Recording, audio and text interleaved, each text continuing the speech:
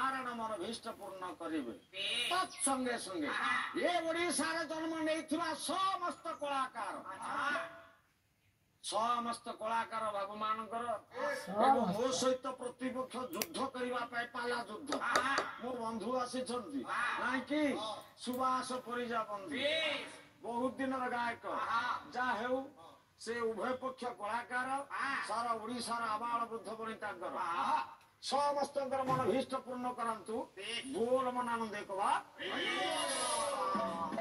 अरे पुआ ये प्रिया सहिर है ये करम हटा मोर प्रिया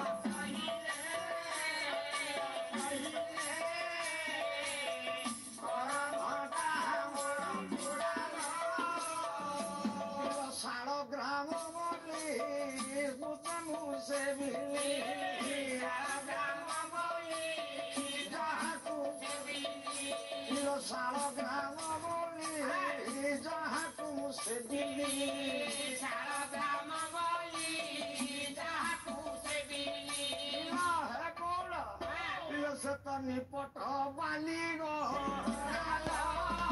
प्रिया प्रिया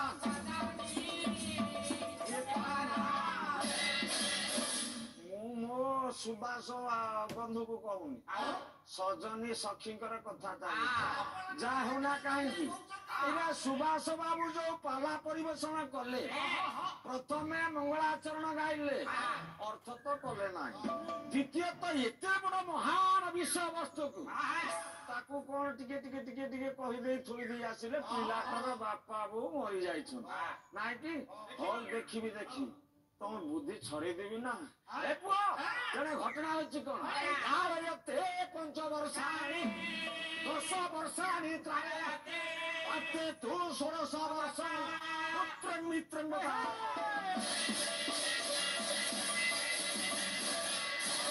प्रत्येक पिता माता धर्म ये संसार धर्म आम ओडिशा मात्र धर्म पिला मानकर उत्तराधिकारी पालन लालन करेंगे होचंती पिता माता को हईदेला पिलाटा पिला बढ़िबो तार दायित्व गुढ़ दायित्व नहीं किए ना गोटे धाई बुढ़ी कथा एतिक तेने भाई मते प्रश्न दे भागवतर प्रश्न मो उद्धव रखी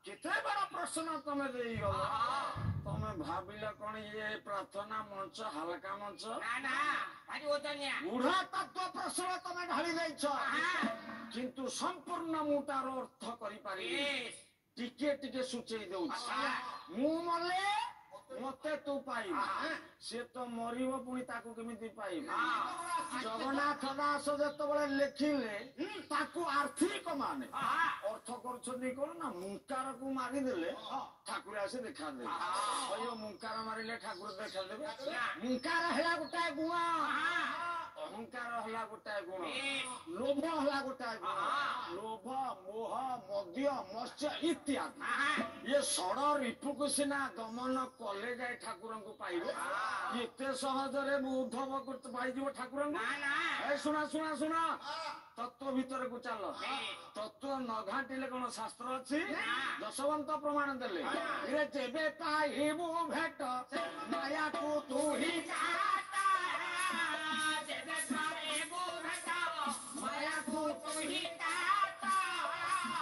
बसिबु भई कुंठ बसिबु ताला सुतिब बेतालिया करिब ना बड़ माया भी जीव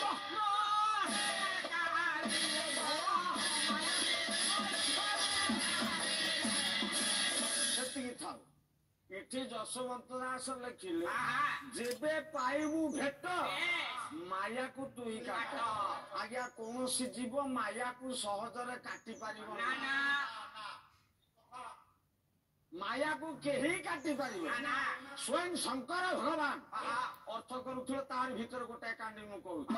ଶଙ୍କର ଭଗବାନ ସେ ମଧ୍ୟ ମାୟାକୁ କାଟି ପାରିଲେ ନାହିଁ, ଶେଷକୁ ତପସ୍ୟା କରିଲେ। କେଉଠି ଗୋଟିଛି ଯେ ଘୋର ଅନ୍ଧାର। କବି ହେଲେ ଆପଣଙ୍କର ଗୋବିନ୍ଦ।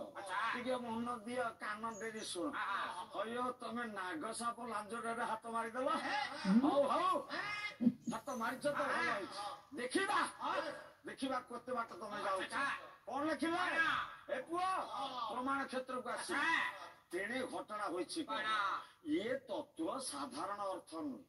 ଆଜ୍ଞା ଶଙ୍କର ଭଗବାନ ମଧ୍ୟ ସେ ତତ୍ଵ ପାଇ ପାରିଲେନି। ସେ ମଧ୍ୟ ମିଶିବାକୁ ଇଚ୍ଛା କଲେ, ତଥାପି ସେ ପ୍ରଭୁଙ୍କୁ ପାଇ ପାରିଲେନି। ଏ ପର୍ଯ୍ୟନ୍ତ ତପସ୍ୟା ସେ କରୁଛନ୍ତି ଗୋବିନ୍ଦଙ୍କର ମତ। ଘଟିଛି ଯେ ଘୋର ଅନ୍ଧାର ଚନ୍ଦ୍ର ସୂର୍ଯ୍ୟ ଉଭୟ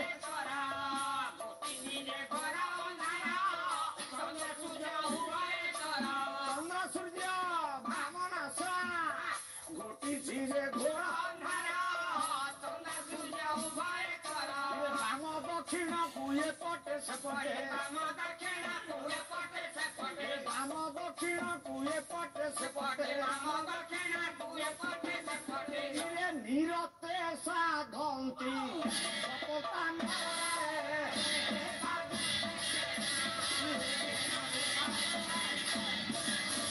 ପୁଅ ତତ୍ଵ ଦେଖ, ତାପରେ ଯାଇ ଭ୍ରାନ୍ତି ତମର ଦୂର ହେବ।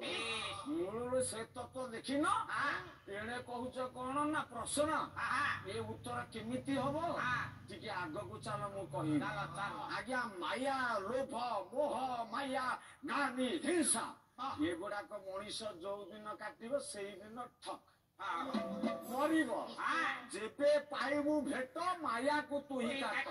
ମଣିଷ ହେଉ କୀଟ ହେଉ ପତଙ୍ଗ ହେଉ ଯିଏ ହଉ ମାୟାକୁ ଯୋଉ ଦିନ ସେ କାଟିବ ସେଇଦିନ ସେ ବୈକୁଣ୍ଠ ଯିବ। ସେଇଥିପାଇଁ ସଂସ୍କୃତ ଭାଗବତ ପରିଷ୍କାର ପ୍ରମାଣ ରଖି ଲେଖିଲେ ଉର୍ଦ୍ଧ୍ୱ ଭିତ୍ତ୍ୱା ପ୍ରତିଷ୍ଠନ୍ତେ ପ୍ରାଣଃ ପୁଣ୍ୟବନ୍ତାନ ମଧ୍ୟ କର ଦୁଷ୍ଟ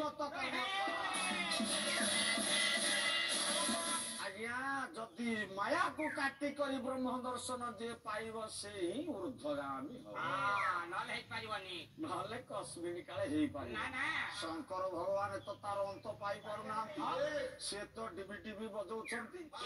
ସେ କଥା ହଲୋ ଦେଖିଲ ସହି ସେ କାଲାବଂଶୀ ଧର ବାଙ୍କ ଚୂଳ ପରେ ମୟୂର ଚନ୍ଦ୍ରିକା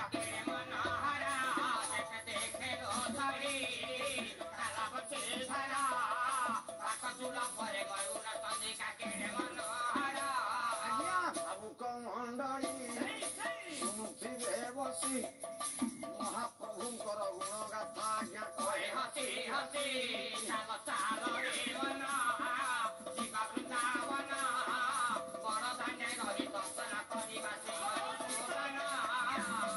এইଠୁ ବିଷୟବସ୍ତୁ କାଇବା ସତ, କିନ୍ତୁ ପୁଅ ନାମ ଅନୁସାରେ ଗୋଟେ ପ୍ରଶ୍ନ ମୁଁ ଦେବି କାହାକୁ ନା ସୁବାସ ଛାଡିବା କଥା ନୁହଁ।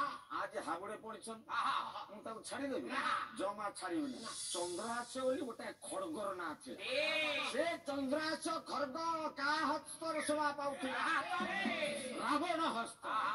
ଏ ରାବଣ ହସ୍ତକୁ ସେଇ ଯୋଉ ଚନ୍ଦ୍ରାସ ଖଡଗ ଗଲା ତାକୁ କିଏ ଦେଇଥିଲା? ଆଉ ସେ ଚନ୍ଦ୍ରାସ ଖଡଗ ବିଷୟରେ କିଛି ଆଲୋଚନା କରିବ।